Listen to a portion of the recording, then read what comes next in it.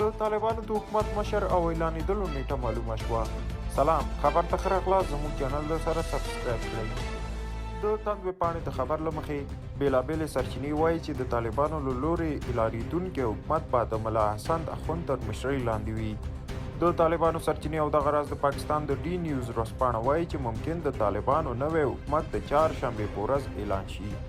خو دوی دا احتمال چې څو ورځې نور به د حکومت اعلان ځنډ ونیسي نه ردوي. د طالبانو وایي ذبیح الله مجاهد 13 ورځ په کابل کې یوې خبري غونډې ته وویل چې حکومت به په څو ورځو کې اعلان شي. د مجاهد په وینا د حکومت د جوړېدو پروسه بشپړه شوې او یوازې تخنیکي چارې پاتې دي. په داسې حال کې چې ملا هیبت الله اخندزاده د نشتوالي په اړه اوازې تودې دي، ذبیح الله مجاهد 13 ورځ وویل چې خلک به نوموړی ژر وویني. خو له بلې خوا طالبانو سرچینې وایي چې ملا محمد حسن اخوند د ملا هیبت الله اخوند له لورې د دولت رئیس یا د وزیرانو شورا د رئیس په توګه معرفي شوی دی. سرچینه همداراز زیاتوي چې ملا عبدالغني برادر او ملا عباس سلام به د دولت رئیس مرستیالان وي.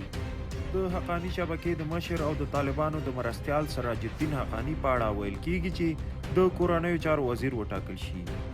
پاکستانی رسنۍ وایي چې سراج الدین حقانی به د جنوب ختیځو حوزو لکه پکتیا، خوست، پکتیکا، ننګرهار، کونړ او نورستان د والیانو د غوره کولو بشپړ واک ولري.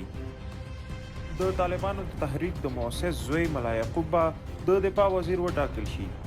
همدارنګه ویل کیږي چې ذبیح الله مجاهد به د دولت مشر یا د وزیرانو شورا د رئیس د ویان په توګه وټاکل شي.